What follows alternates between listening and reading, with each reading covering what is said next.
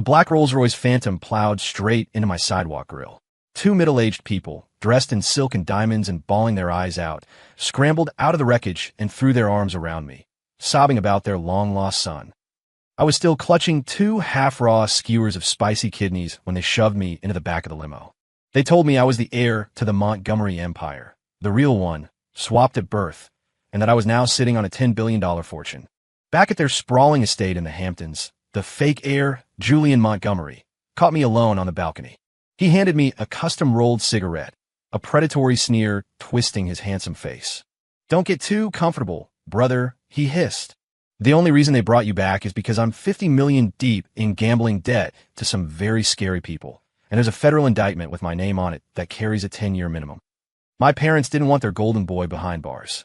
So, you're going to take the fall for me. You're going to carry the debt, and you're going to do the time. In exchange? Well, you can eat like a king for the next week until the feds show up." I looked at the massive spread of lobster tail, wagyu beef, and caviar on the dining table inside, then back at this entitled prick who thought I was his sacrificial lamb. "Dear time." I didn't say a word. I just took the half-cooked, greasy kidney skewer I'd managed to smuggle in and jammed it into his mouth. "Eat up, Julian. You look a little frail. You're going to need the protein where you're going so the guys in block, see, don't make you their personal assistant." The front of the Rolls-Royce that hit my cart was crumpled. My first thought wasn't about my destiny. It was about the deductible. How much did a bumper like that cost? Would it be enough to cover the loss of my customized Weber grill and my nightly earnings? My baby boy. A woman draped in Chanel threw herself at me. Her perfume was so thick, I nearly sneezed. She squeezed me so hard I thought my ribs would pop. I was still holding the raw skewers, the bamboo points inches from her Botox forehead. A man in a bespoke Italian suit, his eyes red-rimmed, gripped my shoulder. "Son, come home. You've suffered enough." Around us, the late-night crowd at my street corner pulled out their iPhones, the flashes strobing. Holy crap, is this for real? A real-life Prince and the pauper moment. Big Jack is going to be rich. I awkwardly pushed the woman back. "Ma'am, I think you've got the wrong guy. Also, you total my stand. The grill is toast." I pointed at the carnage on the pavement, marinated lamb, chicken wings, and charred peppers everywhere. "Let's see. The custom rig is $3,000, 500 in lost inventory, plus my projected tips for the night. Let's call in even 5,000 and we'll call it a day." Arthur Montgomery, the man claiming to be my father, froze. Eleanor, the mother, stopped mid-sob and stared at me like I'd just spoken in tongues. They forced me into the limo anyway. The leather seats were so soft, I felt like I was sinking into a cloud. I found myself wondering if I could skin the upholstery to make a heavy-duty grill apron. It looked remarkably stain-resistant. We pulled into a gated estate that looked like something out of The Great Gatsby. Fountains, manicured lawns, and staff in crisp uniforms. As I stepped onto a rug so plush it swallowed my ankles, I couldn't help myself. "How much is this per square foot? You could buy a lot of brisket for the price of this hallway." The maid nearby stifled a laugh, looking terrified. A young man in a tailored suit and gold-rimmed glasses approached us. He was a catalog model, kind of handsome, but the look he gave me was the same one you'd give a bag of wet trash. "Damn, Mom. So this is my brother?" Arthur nodded. "Julian, this is Jonathan." "The name's Jack Miller," I corrected. "Jonathan? Who's Jonathan?" Dinner was absurd. Bluefin tuna, Alaskan king crab, a 5 wagyu. I went to work like a man possessed, eating like it was my final meal on death row. Arthur and Eleanor sat across from me, droning on about legacy, bloodlines, and family duty. "Jonathan, now that you're back, you represent the Montgomery name. You have to think about the family first." "Exactly, sweetheart," Eleanor added. "The family is facing a small complication. We need you to step up." I had a mouthful of lobster. "How much does one of these bugs go for a wholesale?" I mumbled. They both went silent. After dinner, Julian called me out to the terrace. He offered me a smoke, wearing a fake practice smile. Then he dropped the bomb. "Don't get too comfortable, brother. The only reason they brought you back is because I'm 50 million deep in gambling debt, and there's a federal indictment with my name on it. My parents didn't want their golden boy behind bars. You're going to take the fall. In exchange, the food is on the house for a few days." I held the unlit cigarette in my mouth, watching his smug face. 50 million? To who? The mob. He thought I was paralyzed by the number. He smirked. "A number you couldn't count to in 3 lifetimes, Jack." I took the cigarette out and inspected it. "Nice. Is this a Davidoff? Anyway, 50 million. What's the VIG? Daily or monthly? Can we restructure? What's the down payment?" Julian's face went stiff. He clearly hadn't expected a street vendor to hear 50 million and immediately ask about the interest rates. What do you care? You're the one paying it. I felt nothing. Honestly, I almost wanted to laugh. 50 million and 10 years of my life. This family was delusional. The next morning, a woman found me. She was wearing a white couture dress, her makeup flawless, radiating an aura of, I'm more expensive than your life. As soon as she walked in, she covered her nose with a silk handkerchief. What does that smell? It's revolting. I sniffed my shirt. Cumin and smoke. I haven't changed out of my work clothes yet. I like the smell. I'm Tiffany Vanderbilt, Julian's fiancée, she said, her chin tilted high enough to be a safety hazard. I know who you are. Jack Miller. The guy who flips burgers in a parking lot, right? Her voice was dripping with condescension. People like you should consider it the ultimate blessing to even set foot in this house. I nodded in agreement. True. The lobster last night was top tier. Very fresh. Tiffany's eye twitched. She pulled a document out of a Birkin bag and slapped it on the table. Julian asked me to handle this. It's a trust succession agreement. Sign it, and you get a seat at the Montgomery table. I picked it up. Contracts. I dealt with city inspectors, shady suppliers, and predatory landlords for years. I knew how to read the fine print. Words like assume all liabilities, unconditional indemnity, and sole responsibility were scattered through the text like bad seasoning. It wasn't a trust agreement.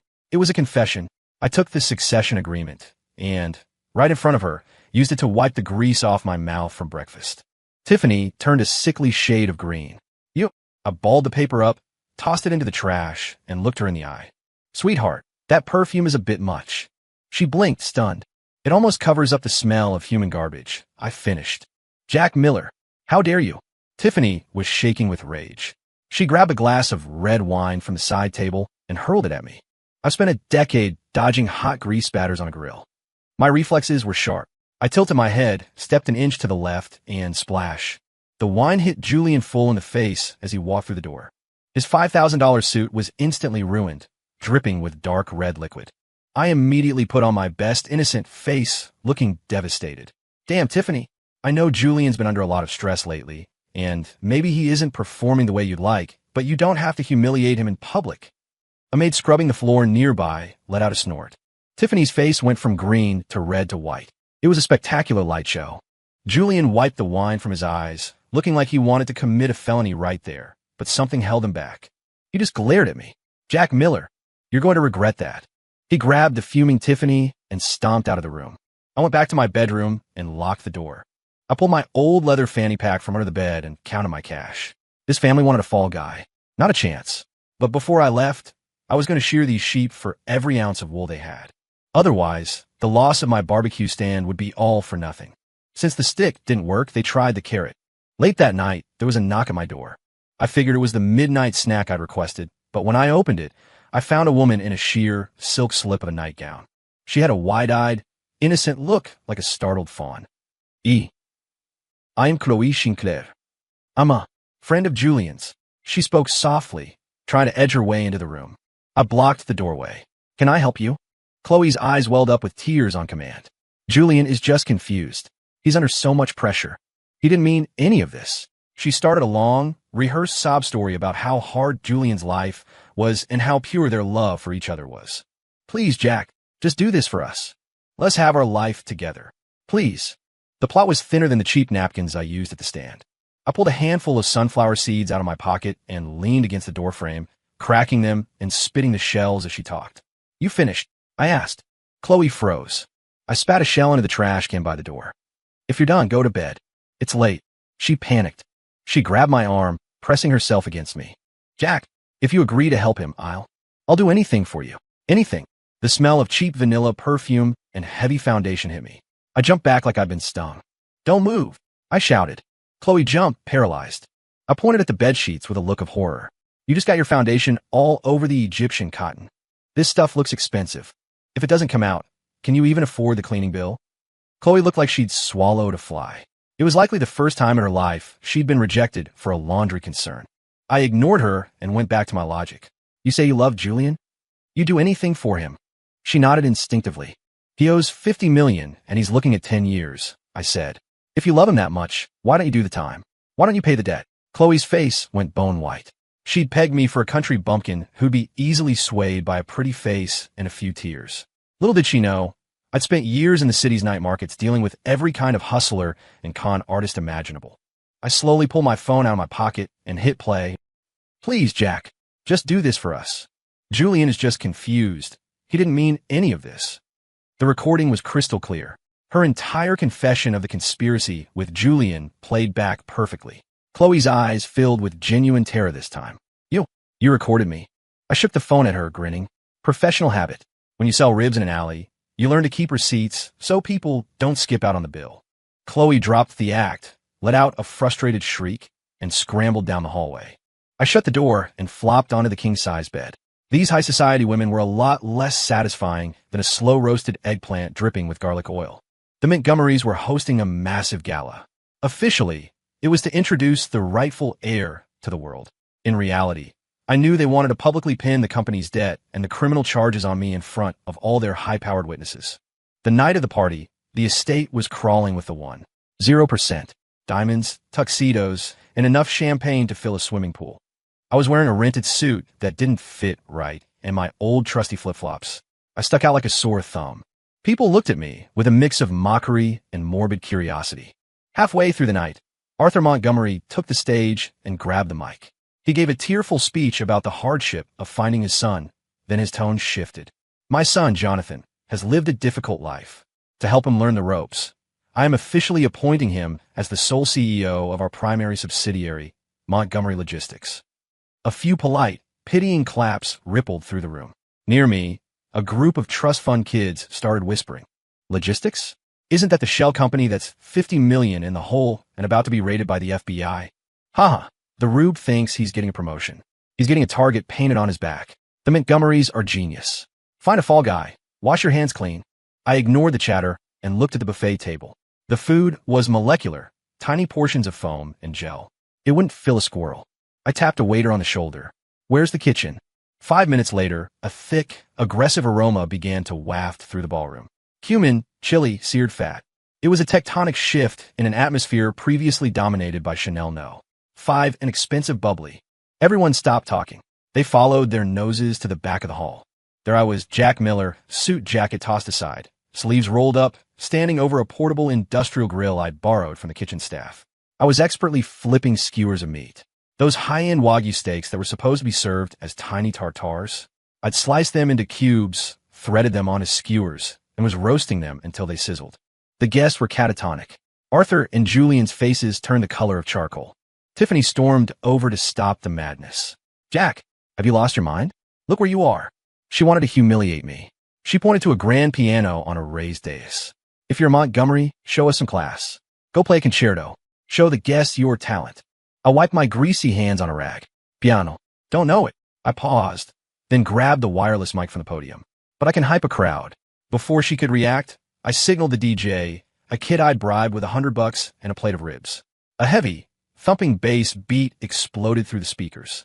All right, Hamptons, put your hands up if you like real food. I started a high-energy freestyle hype routine, the kind I used to draw crowds to my stall. Left side move, right side groove. If you're hungry for the truth, I got nothing to prove. Jack Miller's in the house. I'm the new CEO, but I'm keeping it real from the head to the toe. The steak is sizzling. The flavor's a crime. If you don't eat a skewer, you're wasting your time. Wagyu beef on a stick, that's my soul, while these rich folks are digging themselves in a hole. The room was silent for 3 seconds. Then, someone started laughing. Then, the whole place erupted. These stuffy billionaires, bored out of their minds by the usual gala routine, started cheering. A heavy-set man in a 3-piece suit, Mr. Sterling, a major player in the city's real estate scene and a known closet foodie, approached the grill. So, how much for a skewer? I handed him one. Mr. Sterling, right? On the house. Tell me what you think. Sterling took a bite. His eyes practically rolled back in his head. God, that's incredible. The spice. It's perfect. With him leading the way, the elite descended on my grill like a pack of wolves. My barbecue stand was the hit of the Hampton season. Julian was shaking with rage. He lunged forward, pointing a finger at me. Security, get him out of here. He's a thief. He just stole Tiffany's diamond necklace. He was trying to plant evidence. He reached into my pocket to find it. I didn't move. He fumbled in my pocket for a while, but came up empty. Instead, as he pulled his hand back, A glittering diamond necklace fell out of his own pocket and clattered onto the floor. The same necklace that had just disappeared from Tiffany's neck. The room went quiet. I looked at him with mock pity. Julian, man, if you're that broke, you should have just asked for a loan. Stealing from your own fiancée to pay off your gambling debt? That's low. Julian stood there, speechless, his reputation incinerating in real time. I looked at his crumbling face and smiled. In this high-stakes game, I was the house. Julian's business partners, the ones he owed money to, finally showed up. That afternoon, 10 black SUVs blocked the entrance to the Montgomery estate. A group of men in dark suits and sunglasses marched in. The leader had a jagged scar running from his eyebrow to his jaw. He looked like he ate gravel for breakfast. Where's Julian Montgomery? He owes the boss $50 million, and today's payday. The man's voice was like thunder, making the crystal chandeliers rattle. Arthur and Eleanor turned pale, instinctively ducking behind me. Julian's knees literally gave out. He pointed a shaking finger at me. The debt belongs to the company, and he, Jonathan, is the CEO. Talk to him.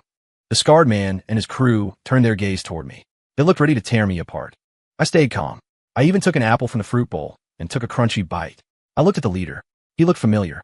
The scar man raised a heavy lead pipe, pointing it at my chest. You, Jonathan Montgomery? I nodded.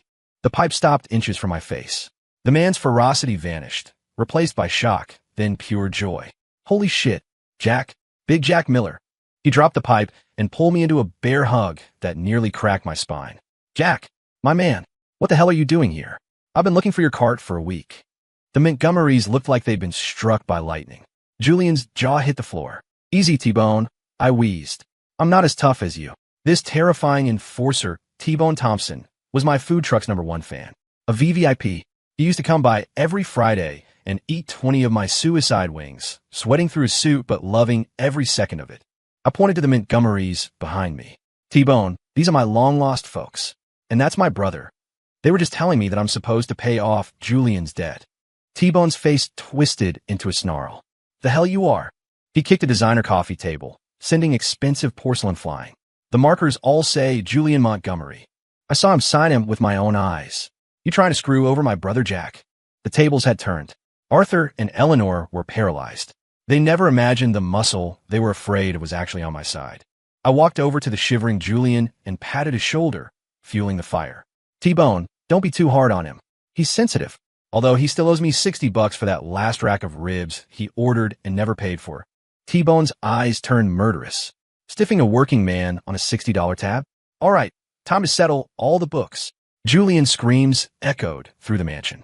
I finished my apple, thinking to myself, man, this is a good apple. After seeing my connections, Tiffany Vanderbilt's attitude did a 180-degree flip. The woman who looked at me like dirt was now suddenly my shadow. She found me in a library and tried to hand me a limited edition Patek Philippe. Jack, I was so wrong about you. Please, let me make it up to you.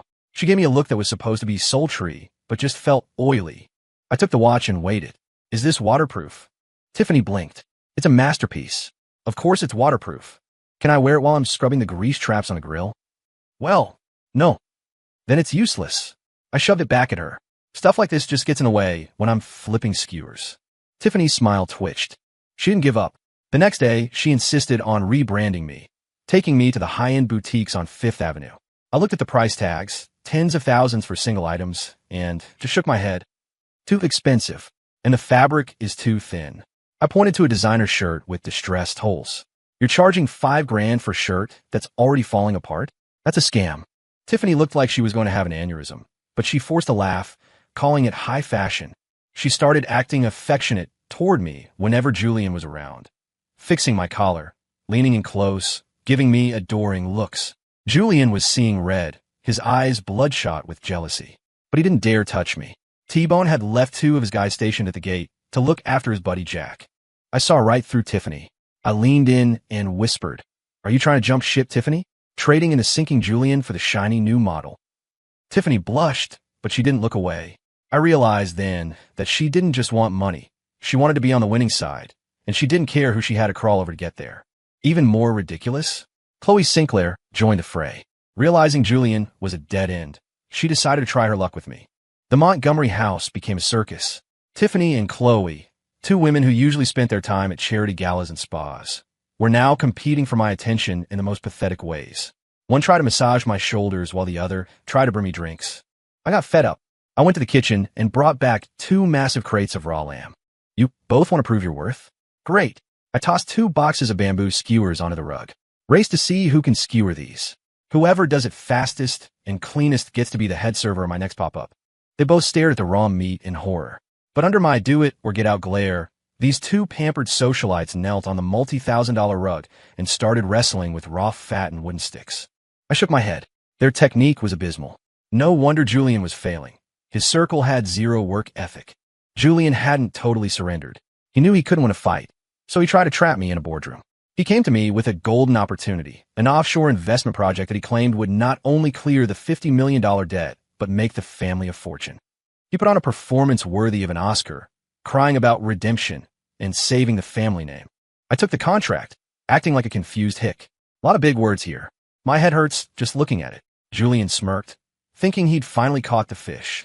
He didn't know that as soon as he left, I snapped photos of every page and sent them to an old friend, a disbarred but brilliant lawyer I used to feed for free back at the night market.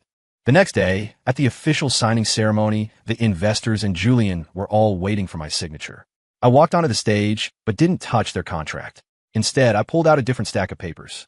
Listen, the other contract was too fancy for me, so I rewrote it using grocery store logic. I cleared my throat and addressed the room. This contract is like going to the market for a head of lettuce. The guy tells me it's organic, imported lettuce for $500 a head. But when I look at the roots, I see the same mud from my own backyard. And then, I continued, the guy says if the lettuce rots, I have to pay him double. That's not a deal. That's a shakedown. I laid out the legal traps in plain English. The investors turned white. They realized I wasn't just a grill guy. I was a guy who'd spent his life not getting cheated by the smartest scammers on the street.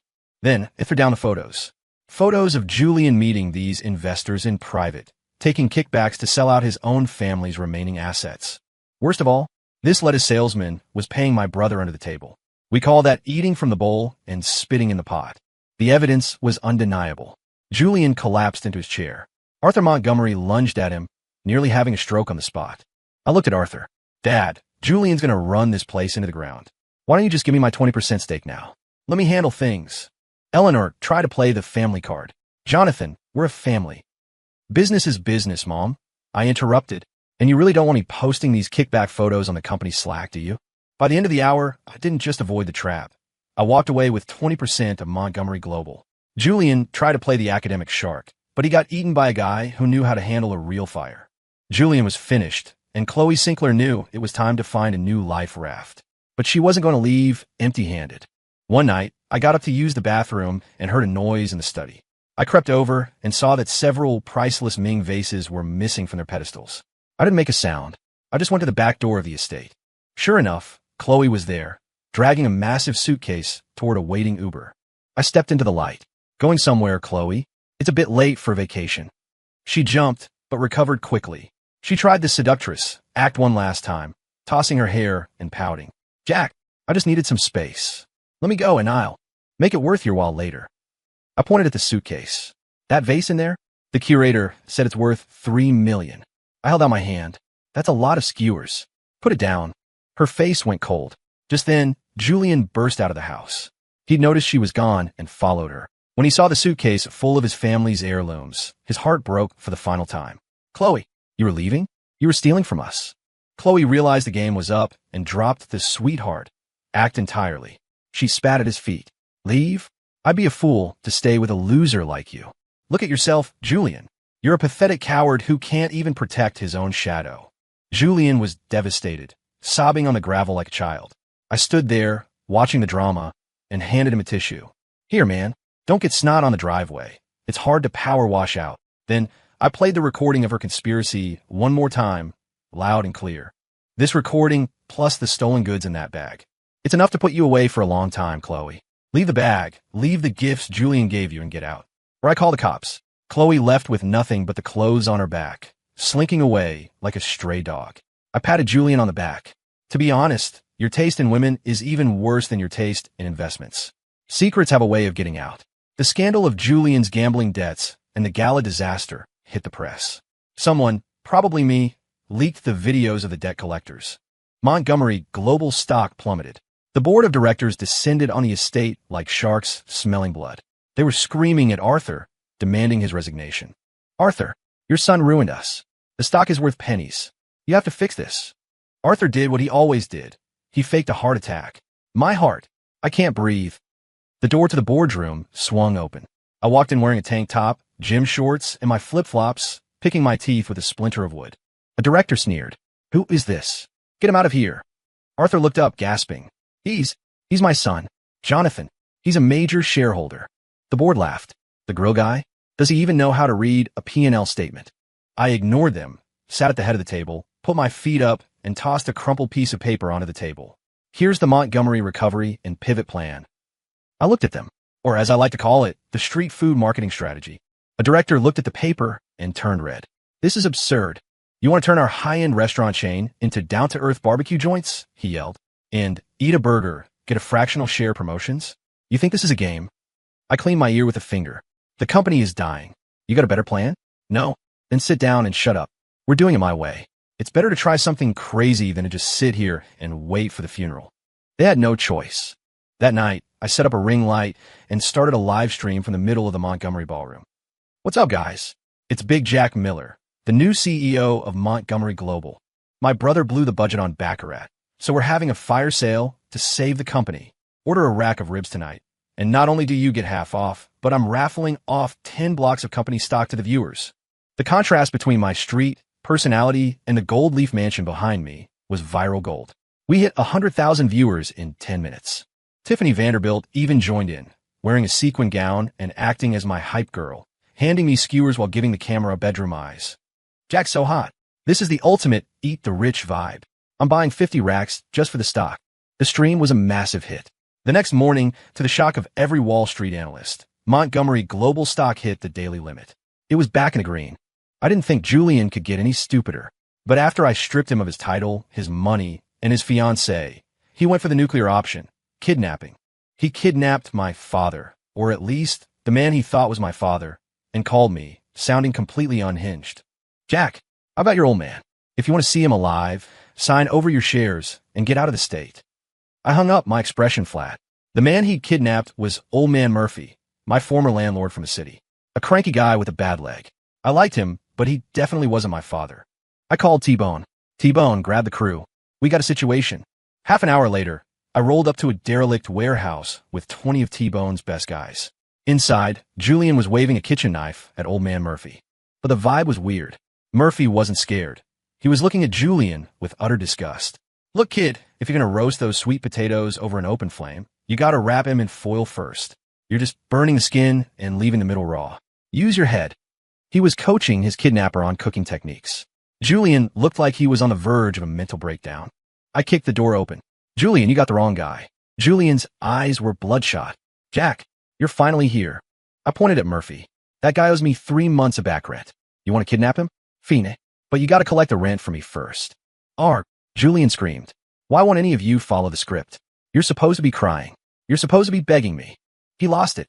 He lunged at me with the knife. I didn't move. I just reached into my pocket and pulled out a handful of my secret weapon. Extra strength, hellfire, chili cumin powder. As he got close, I threw the powder directly into his eyes. Gah, my eyes. It burns.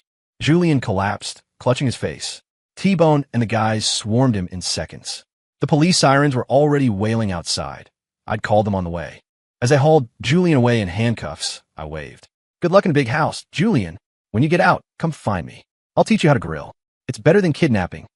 The Montgomery name was dragged through the mud, but under my leadership, the company was soaring. Arthur and Eleanor looked at me with a new kind of emotion. Pure, unadulterated desperation. They prepared a reconciliation dinner. They were both in tears, apologizing profusely. Jonathan, we were so wrong. We were blinded by our love for Julian, but you're the real future of this family. They tried the blood is thicker than water routine. Eleanor even suggested, sweetheart, you're so young. Managing a company is hard. Why don't you sign the shares back to us for safekeeping until you're more experienced? Tiffany sat there nodding, looking at me with fake devotion. I finished my steak, wiped my mouth, and smiled. You done acting? The room went silent. When you wanted me to go to prison for Julian, was I your sweetheart then? I asked. When you try to trick me into signing away my life, was I the future? I pulled a folder from my bag. By the way, I bought up all the floating shares on the open market last week. I own 51%. I'm the majority owner. Arthur and Eleanor looked like they'd seen a ghost. As of tomorrow, you two are retiring. You'll be moved to a modest condo in Florida. I'll have the company send you a $3,000 monthly allowance. Just like Julian promised me compensation for my help. I stood up to leave. Tiffany grabbed my arm, begging, "Jack, I love you. I was just confused. Give me another chance." I shook her off. To be honest, Tiffany, I like you better when you were a stuck-up brat who hated me. This loyal girlfriend act is just boring. I walked out to the sound of their collective screaming. Moral blackmail doesn't work on a guy who grew up on the streets. I don't have morals in their world. I have results. I hired a team of professional CEOs to run the day-to-day. My lawyer friend became the general counsel. My street food pivot turned Montgomery Global into a multi-billion-dollar empire of high-quality, accessible dining. But I found that wearing a suit in a glass office wasn't for me. I missed the smoke. I went back to my old neighborhood. I opened Big Jack's flagship barbecue. It wasn't a cart anymore. It was a high-end outdoor eatery with a waiting list a month long. T-Bone Thompson went legit and became my head of security. Tiffany and Chloe occasionally show up in their luxury cars, standing in line for hours just to get a taste of my legendary spicy kidneys. They didn't get the man, and now they have to pay full price for the food. One night, a news reporter came by for an interview. "Mr. Miller, as a billionaire mogul, why do you still stand here over a hot grill? Don't you think it's beneath your status?" I sprinkled some cumin over the flames, giving the camera a grin. High society drama? That's nothing compared to getting the char right on these ribs. As the sun set, a Maybach, even more expensive than a Rolls-Royce, pulled up. An elderly butler in a tuxedo and white gloves stepped out and bowed deeply. "Master Jack, we've finally found you. I am a major domo for your maternal grandfather, Mr. Cyrus Sterling, the wealthiest man on the planet. It turns out you aren't just a Montgomery. You are the sole heir to the Sterling global fortune." I didn't even look up as I bagged a set of wings. "Beat it, pal. Can't you see I'm busy? Don't mess with my flow." The butler stood there, stunned. I took a deep breath of the cumin-scented air. Now that, I thought, is the smell of freedom. Story complete.